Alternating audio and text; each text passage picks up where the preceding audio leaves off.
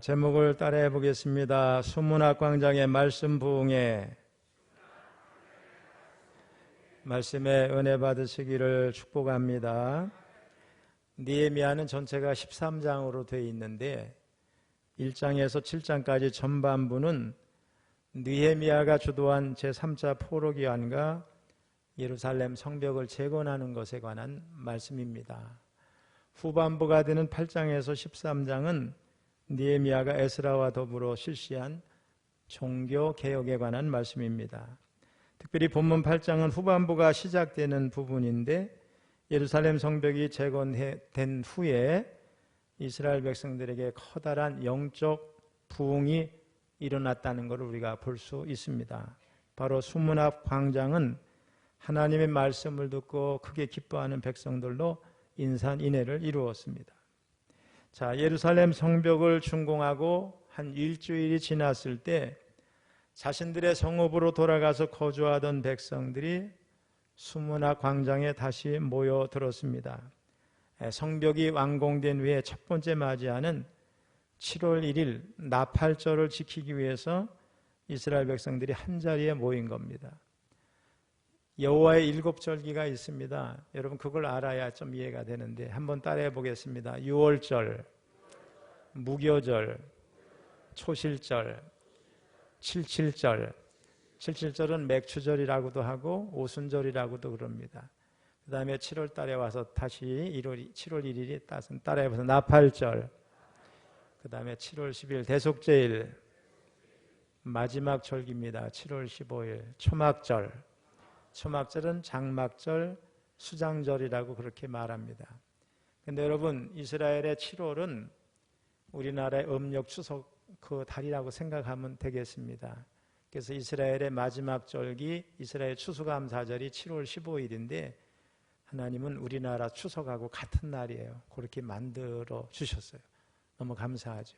그러니까 여기서 7월 1일은요 추수를 기점으로 민간 달력을 만들었는데 새해 1월 1일입니다. 그러니까 새해를 맞이한 걸 기뻐하면서 나팔을 부는 절기가 나팔절입니다.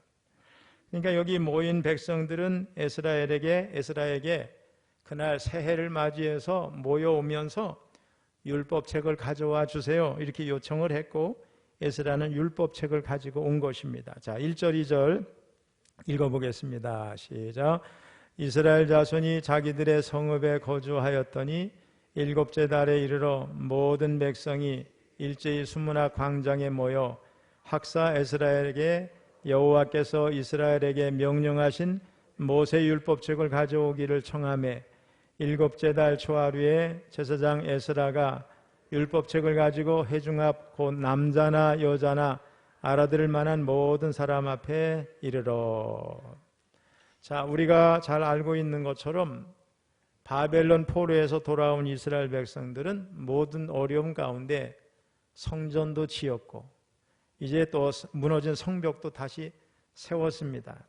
자, 역사를 여러분은 잘 모르시는데 오늘 성경 본문은 마지막 3차로 마지막 귀환한 성도들이 성벽을 짓고 나서 있었던 일입니다. 이스라엘 백성들은 바사왕 고레스, 지금의 페르시아 이란입니다. 고레스 왕이 포로들 돌아가라 그래서 1차로 돌아왔는데 그때가 기원전 한 538년쯤 됩니다.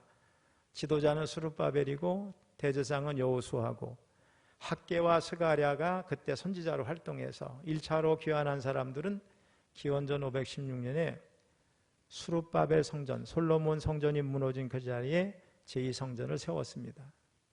그 다음에 그 뒤로 458년이니까 한 80년 후가 되겠습니다. 에스라라고 하는 사람이 2차에서 포로를 귀환하고 많은 사람들이 같이 돌아왔습니다. 그리고 14년이 또 지나서 마지막 3차 기원전 444년에 수룹바벨과 일단의 많은 무리들이 돌아와서 이제 성벽을 진 거예요. 성전도 지었지만 성이 있지만 울타리가 다 무너졌으니 얼마나 불안해. 성벽을 지었습니다.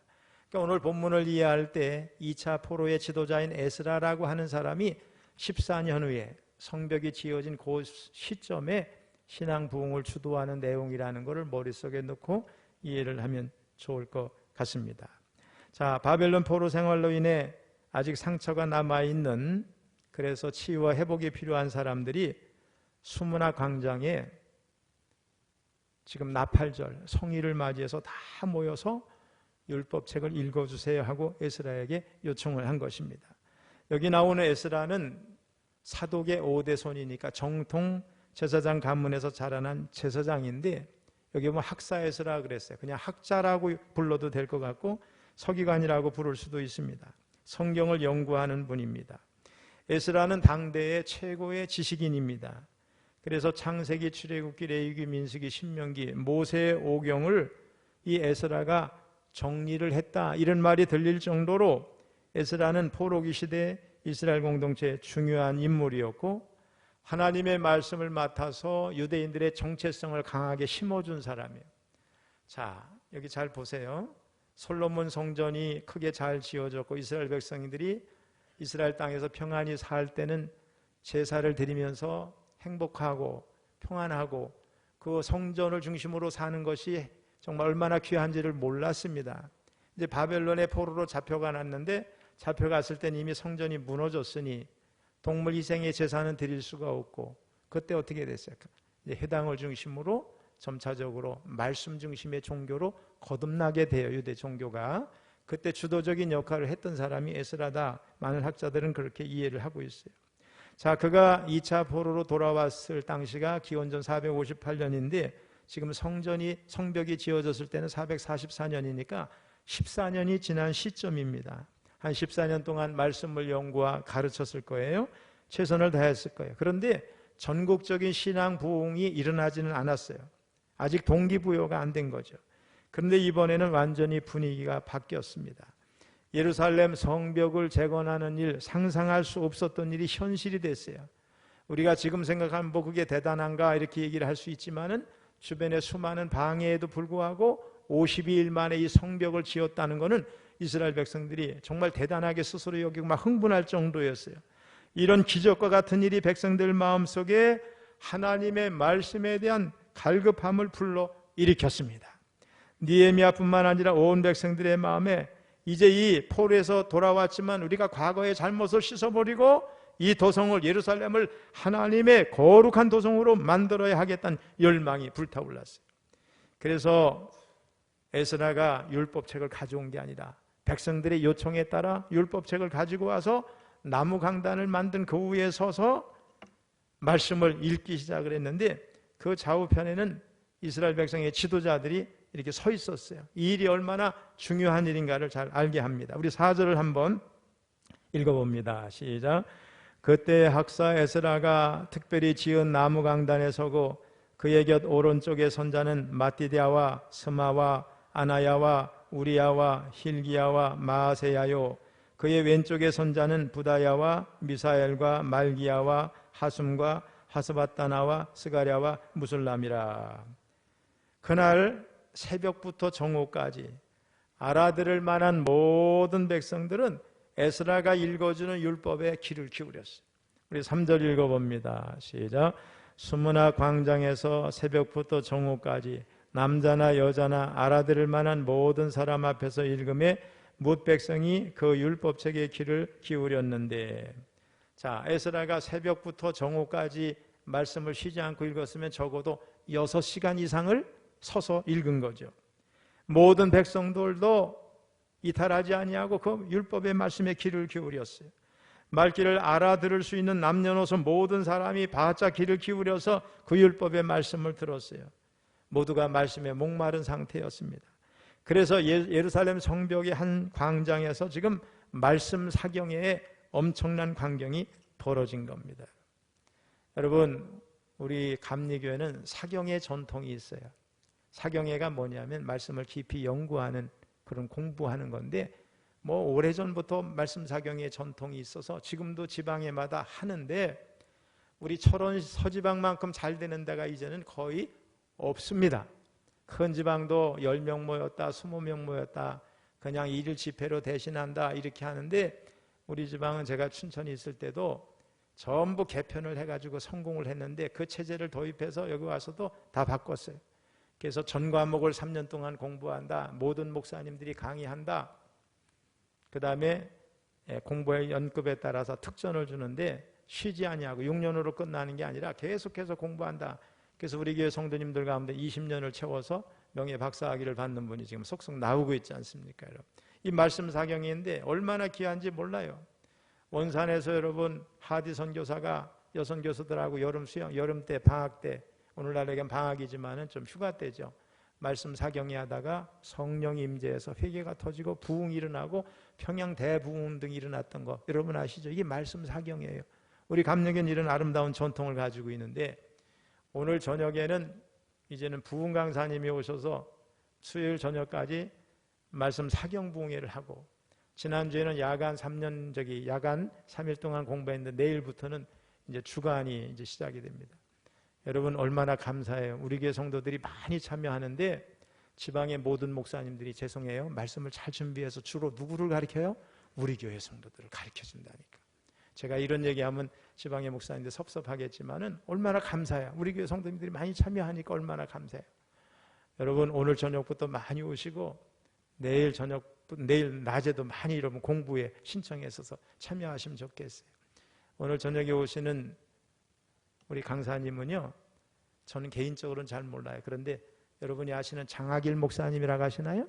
그분의 동생 되시는데 형제들이 잘 목회를 하시는 것 같아요. 좋은 분이 오신다고 저는 알고 있어요. 진정한 부흥과 회복은 하나님의 말씀에 대한 갈망으로부터 시작이 됩니다. 요즘에 어떤 교회 성도님들은 목사님의 설교가 조금만 길어져도 시계를 보고 길다고 불평을 한대요. 우리 교회는 그런 분 안 계시죠? 또 어떤 교회는 담임 목사님한테 목사님 설교는 30분이 안 넘었으면 좋겠습니다. 이게 주문을 한대요. 저도 25분에서 30분 설교를 해요. 그 이후에 또 점심을 먹고 여러 가지 각 부서가 있으니까 해야 할 일이 있으니까 그렇기도 하지만 30분 정도는 좋겠다 이런 생각을 저는 해요. 근데 여러분 일주일에 딱 한 번 교회 나오는 분들이 예배에 집중하는 것도 아니면서 그냥 한 주 동안 주일도 전혀 준비하지 않고 마음 제사도 없이 그냥 올겨래 와가지고 지난 일 생각하다가 엉뚱한 상상하다가 피곤해 눈을 꾸벅꾸벅 감다가 그런 사람이 꼭 설교 길다고 그래.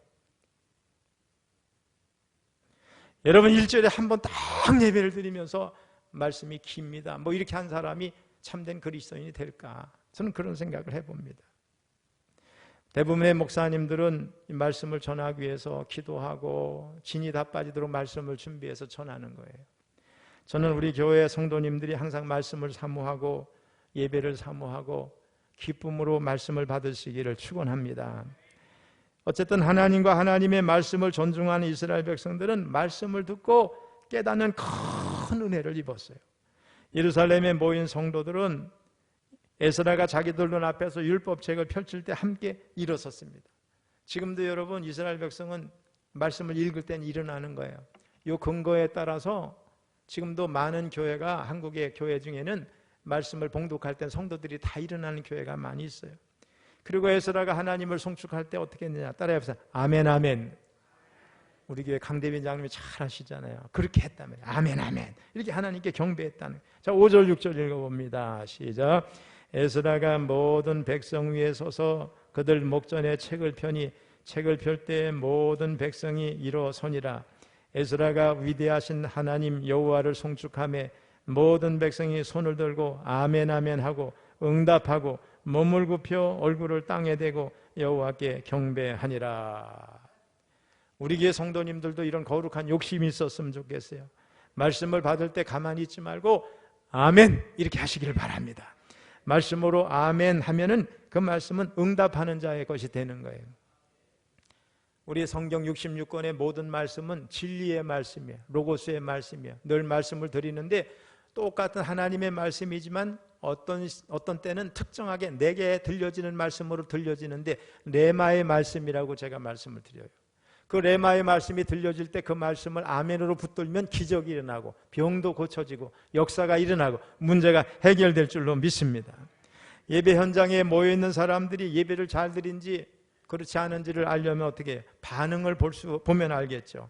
아멘 아멘 응답하시길 바랍니다. 아멘 하는 거는 그 말씀 맞습니다. 공감합니다. 맞습니다. 그러는 거예요. 진리 앞에 굴복하는 겁니다. 진리의 말씀에 지배를 받겠다는 다짐과 의지의 표현입니다. 아무런 표현도 없고 감정도 없고 깨닫는 것도 없고 화답하지 않는 예배는 죽은 예배입니다, 여러분. 7절 8절을 보면 에스라가 말씀을 낭독할 때 에스라와 함께 예루살렘에 올라왔던 레위 사람들이 백성 중간중간에 서서 하나님의 말씀의 뜻을 해석해서 깨닫게 해줬다는 걸 알 수가 있어요. 우리 7절 8절 이름이 좀 어려워요. 그래도 한번 같이 읽습니다. 예수아와 바니와 세레비아와 야민과 악국과 사부대와 호디야와 마세야와 그리다와 아사랴와 요사박과 하난과 블라야와 레위 사람들은 그 백성이 제자리에 서 있는 동안 그들에게 율법을 깨닫게 하였는데 하나님의 율법책을 낭독하고 그 뜻을 해석하여 백성에게 그 낭독하는 것을 다 깨닫게 하니. 자, 지금 에스라가 낭독하는 율법의 말씀은 히브리어로 기록되어 있어요. 낭독도 히브리어로 했을 거예요. 근데 바벨론 포로로 잡혀가서 70년 동안 남의 나라 언어를 주로 사용했으니 히브리어가 가물가물하고 많이 잊혀졌을 거라고 생각합니다. 또 잡혀가지 않고 남아있는 일부의 사람들도 당시 국제적인 외교관계의 모든 언어가 뭐냐? 아람어입니다. 예수님도 아람어를 쓰셨어요. 우리 성경에도 다니엘 같은 데 보면 아람어로 쓰여졌어요. 그래서 에스라가 읽는 이런 히브리어 율법의 말씀을 많은 사람들이 정확히 이해하지 못했을 수도 있었다는 거예요. 그러므로 여기 7절 8절 말씀은 이스라엘 백성이 히브리어로 낭독하는 율법의 말씀을 정확히 이해할 수 있도록 레위 사람들이 모르는 부분은 통역도 해주고 일부는 들렸겠죠. 그죠? 어느 정도는 들렸겠죠. 설명까지 해줬다는 말씀이에요. 여러분, 말씀을 듣는다고 다 이해가 되는 건 아닙니다. 그래서 성경을 많이 읽는 것도 귀한 일이지만 중요한 것은 말씀을 잘 이해하는 것입니다. 여러분, 설교가 뭔지 아세요? 2000년 전에 삶의 자리를 가지고 있는 이 하나님의 말씀이 2000년이라고 하는 시공간의 간극이 있어요. 또 우리의 삶의 자리가 달라요. 그래서 그 시대의 삶의 자리에서 이 주어진 말씀이 오늘 우리에게는 어떤 의미가 있는가를 재해석을 해서 선포되는 게 하나님의 말씀이고 설교인 줄로 믿습니다. 그래서 교회에서는 목사님들은 설교를 잘 해석해서 전해야 되겠지만 성경 공부 프로그램이 필요한 이유가 거기 있습니다. 우리 교회는 제가 23년 동안을 베델 성서대학을 강의하고 있어요. 5개 과정을 지금 또 열어서 하고 있어요. 우리 교회가 베델 성서를 계속 하잖아요. 지금도 쉬지 아니하고 공부하는 성도들이 있다는 게 너무 감사하고. 지난해 우리 한국 교회에서 임원편이라고 하는 한국 자체 개발한 교재가 바인더로 정식으로 출판이 됐어요. 거기에 감리교를 대표해서 제 이름이 올라가 있어요. 우리 교회가 베델 성서를 잘 한다고 인정을 한 것 같아요. 베델 성서대학 본부는 루터교단이 하고 있는 겁니다. 여러분, 성경 공부 우리가 해야 돼요. 성경을 말씀을 듣는 거로 그치지 말고 읽는 거로 그치지 말고 공부해야 돼요. 그래서 말씀 사경에 열심히 참여하고 교회 성경 공부 프로그램에 여러분 참여하시기 바랍니다. 일찍이 종교개혁가 마르틴 루터가 1517년에 종교개혁을 일으킨 다음에 그가 많은 일을 했지만 가장 잘한 일 가운데 하나가 뭐냐? 성경을 독일어로 번역한 거예요. 라틴어로 기록된 성경을 사제들의 전유물이 아니라 모든 사람이 읽을 수 있도록 대중화시켰어요. 그때 당시 인쇄술이 또 발전을 해가지고 이 일이 가능한 거로 좀 가능했으리라고 저는 생각합니다.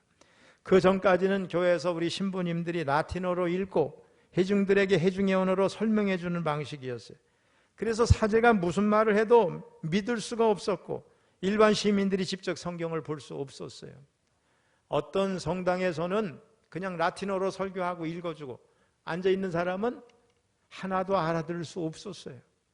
그래서 사제가 라틴어로 말하고 때로는 뭐 라틴어로 엉뚱한 얘기도 했어도 저게 옳은지 아닌지도 모를 정도였다는 거예요.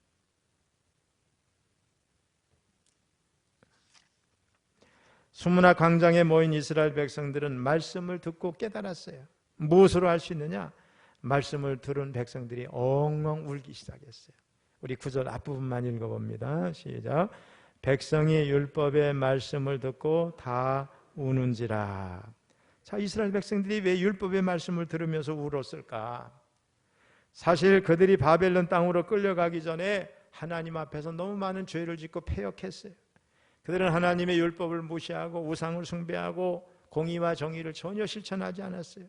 그 결과 그들의 삶은 깊은 죄악 속에 빠져들어가게 됐고 하나님의 진노를 샀고, 어느 날 바벨론의 침공으로 인해서 성전이 불타 무너지고 왕도 잡혀가고 백성들도 잡혀가고 정말 바벨론 땅으로 가서 수많은 수치를 당했어요. 그런데 그들이 바벨론 땅에 있었던 70년의 세월은 고향을 잃고 예배할 수 없는 고통 속에서 어려움이 많았음에도 불구하고 그들의 마음을 다시 하나님께로 돌이키게 하는 귀중한 시간이 됐어요. 여러분, 여기도 실향민들 많으시죠? 고향을 떠난 여러분, 실향민의 아픔이 얼마나 커요. 지금도 저 북한 땅을 고향으로 둔 분들은 가지는 못하고, 그죠? 저 임진강 이런 데 가서 북한 지역을 쳐다보고 그런 분들이 얼마나 많은지 몰라요.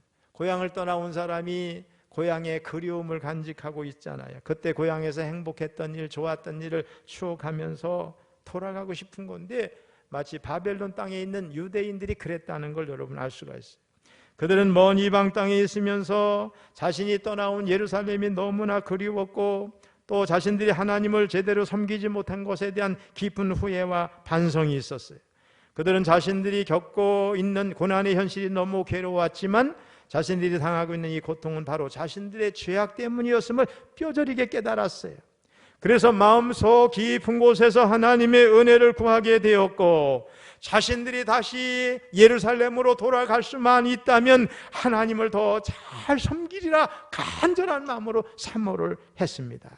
근데 정말 기적과 같이 자신들이 고향을 떠난 지 70년 만에 다시 고향으로 돌아왔고, 1차 포로에서 돌아온 사람들이 어려움 속에 성전도 회복했고, 3차에 돌아온 사람들이 성벽도 지었고, 위대한 제사장 말씀을 잘 알고 있는 에스라 같은 사람이 있으니 이제 다시 그 에스라가 율법을 읽는 그 앞에 성벽 수문화 광장에 모여서 말씀을 듣게 된 것이 꿈만 같았다는 거예요.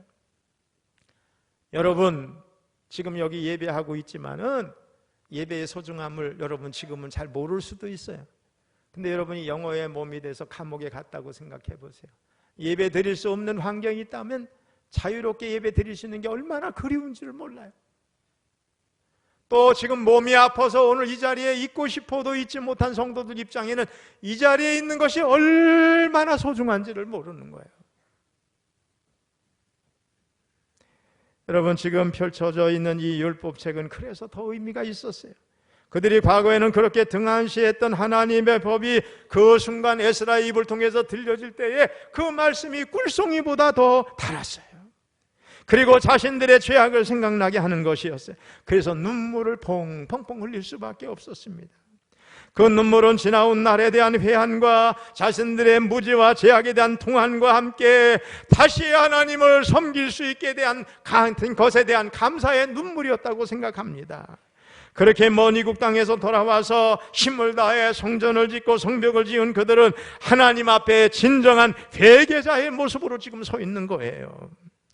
오늘날 한국교회가 양적인 성장에도 불구하고 무기력해진 이유가 뭘까? 말씀에 따른 진정한 회개가 없기 때문에 그렇습니다. 예수님은 그 시대의 강팍함을 이렇게 비유하셨어요. 마태복음 11장 16절 17절 읽어봅니다. 시작.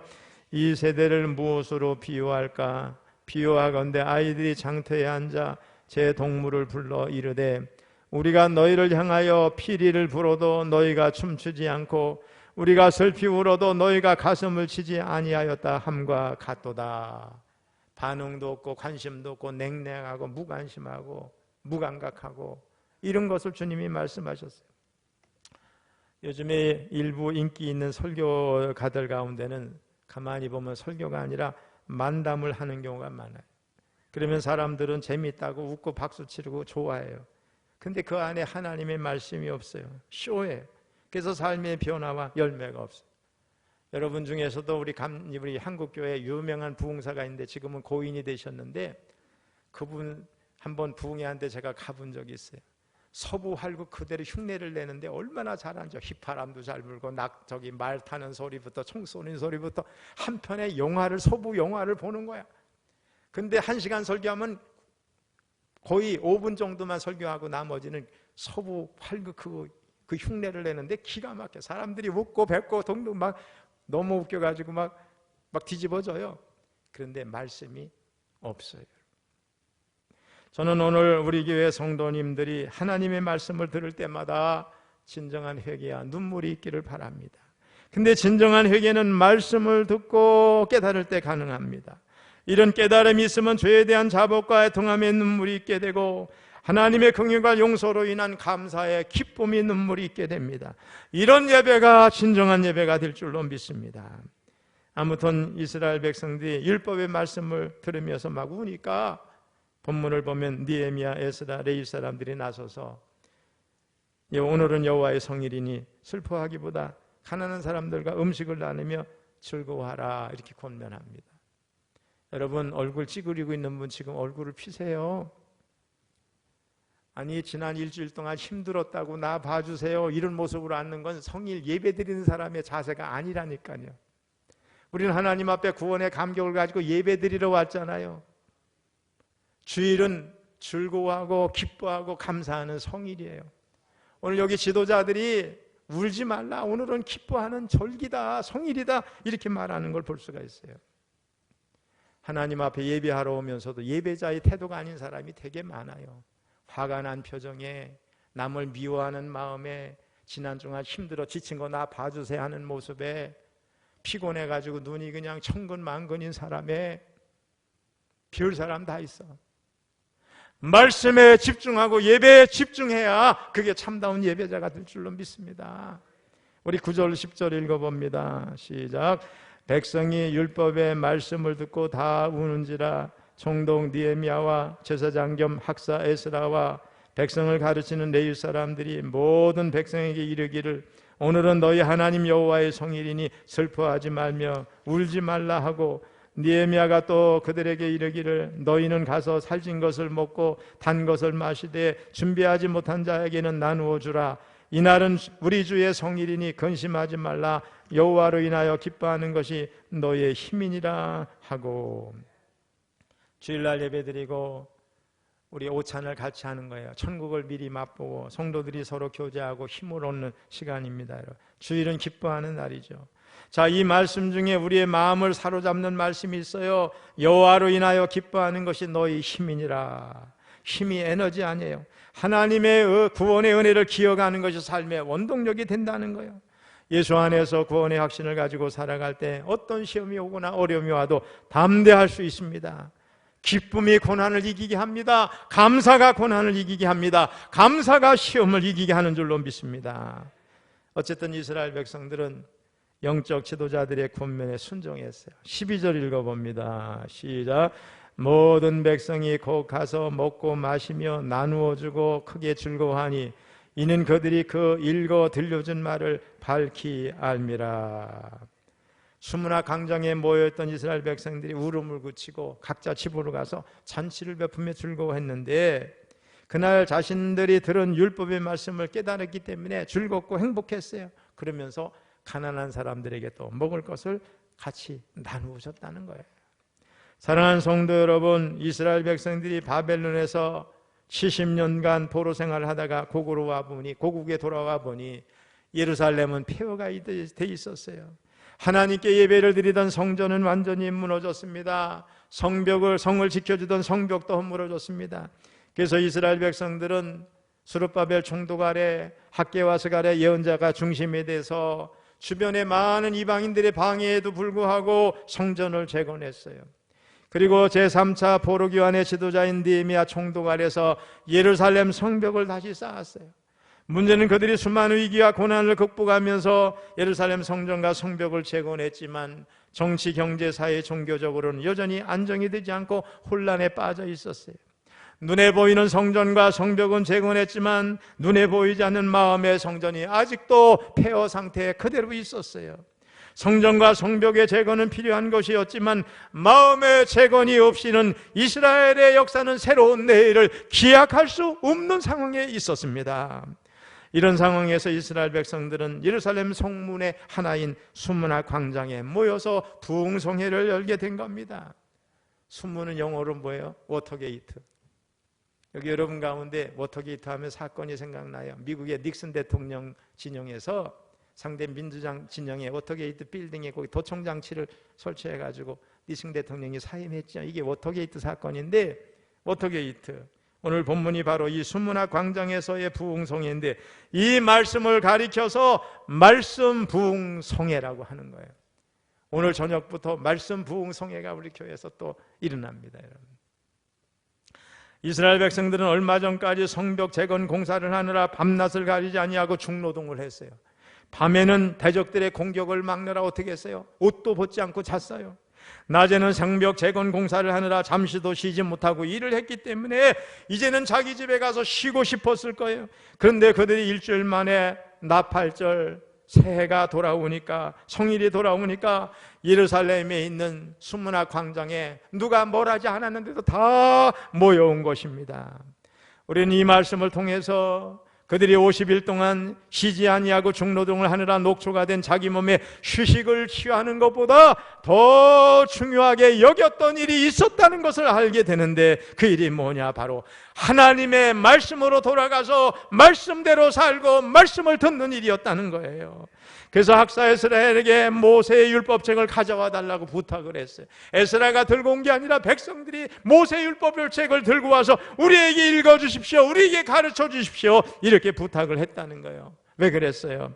진정한 회복과 치료는 눈에 보이는 성전을 재건하고 성벽을 짓는 것에 있지 아니하고 말씀을 통해서 이루어지는 것입니다. 여러분, 하나님 앞에 나와서 예배를 잘 드리면요, 말씀으로 치유를 받아요. 우리 심령이 건강해져요. 자신감을 회복하고 정체성을 회복하게 되고요, 눌린 영혼이 자유케 되는 역사가 일어나는 줄로 믿습니다. 또 말씀을 듣다가 기도에 응답을 받게 되고, 말씀을 듣는 동안 아멘 했는데 그 말씀에 따라 놀라운 문제가 해결되는 역사가 일어나는 거예요, 여러분. 그래서 하나님의 말씀은 우리를 치료하고 우리를 살리는 능력이 있습니다, 여러분. 시편 119편 49절 50절을 읽어봅니다. 시작. 주의 종에게 하신 말씀을 기억하소서. 주께서 내게 소망을 가지게 하셨나이다. 이 말씀은 나의 고난 중의 위로라. 주의 말씀이 나를 살리셨기 때문이니이다. 우리가 아는 대로 하나님은 에스겔 선지자에게 골짜기에 마른 뼈가 가득한 환상을 보여주셨어요. 그리고 하나님은 에스겔에게 묻습니다. 그 뼈들이 능히 살 수 있겠느냐? 그러면서 마른 뼈들을 향해서 하나님의 말씀을 대언해 선포하라고 명하셨어요. 자, 에스겔서 37장 3절로 6절까지 읽습니다. 시작. 그가 내게 이르시되 인자야, 이 뼈들이 능히 살 수 있겠느냐 하시기로 내가 대답하되 주 여호와여, 주께서 아시나이다. 또 내게 이르시되 너는 이 모든 뼈에게 대언하여 이르기를 너희 마른 뼈들아, 여호와의 말씀을 들을지어다. 주 여호와께서 이 뼈들에게 이같이 말씀하시기를 내가 생기를 너희에게 들어가게 하리니 너희가 살아나리라. 여기서 마른 뼈와 같은 모습은 바로 바벨론 포로에 잡혀가서 황폐해진 심령을 가진 이스라엘 백성들을 말하는 거예요. 오늘 우리 가운데도 이런 사람이 있을 수 있어요. 황폐한 마음을 가진 거. 그래서 에스겔이 하나님의 말씀대로 선포했더니 그들에게 생기가 들어가서 뼈들이 살아나서 큰 군대가 됐습니다. 에스겔서 37장 10절입니다. 읽어봅니다. 시작. 이에 내가 그 명령대로 대언하였더니 생기가 그들에게 들어가매 그들이 곧 살아나서 일어나 서는데 극히 큰 군대더라. 이것은 환상 가운데 있었던 일이고 에스겔이 포로에 잡혀간 이스라엘 백성들에게 소망을 주는 메시지입니다. 여러분, 앞으로 이스라엘이 이렇게 회복된다는 거예요. 그 말씀 그대로 이스라엘은 포로에서 돌아왔고 1948년도에 이스라엘이란 나라가 다시 세워진 줄로 믿습니다. 여러분, 성도 여러분, 오늘날 한국교회 위기는 크게 두 가지입니다. 하나는 성경에 대한 무식이야. 또 하나는 성경 무시입니다. 성경에 대한 무식과 성경을 무시하는 마음, 한마디로 말하면 성경을 모르면서도 알려고 하지 않는 거예요. 여러분, 한 유명한 신학자가 이런 이야기를 했어요. 당신이 성경을 붙들 때 그때로부터 당신은 성경 공부를 시작한 것입니다. 그리고 신앙생활을 시작한 것입니다. 그러나 성경이 당신을 붙들었을 때 비로소 당신은 본격적으로 신앙생활 속에 들어가며 그것이 성경 공부의 완성입니다. 어떤 사람들은 오늘날 이스라엘 백성들을 말할 때 이스라엘 백성이 율법을 지켰어요. 그랬더니 그 율법이 이스라엘 민족을 지켰다고 말씀하고 있습니다. 하나님의 말씀을 여러분들이 읽으면 그 말씀이 나를 살리는 거예요. 내 가정을 살리는 거예요. 내 자녀를 살리는 거예요. 우리가 말씀으로 돌아가면 이 한국이 살 줄로 믿습니다. 여러분, 하나님이 그렇게 하시는 거예요. 여러분, 오늘 이 예배에 참석한 성도 여러분 가운데 나는 하나님의 말씀을 어떻게 대하고 있는가? 일주일 내내 성경 한번 안 펴보고 먼지가 자욱한데 주일날 와서 겨우 우리 설교 들으며 성경이 있는 게 전부가 아닌가. 그래서 말씀을 제가 읽는 거예요.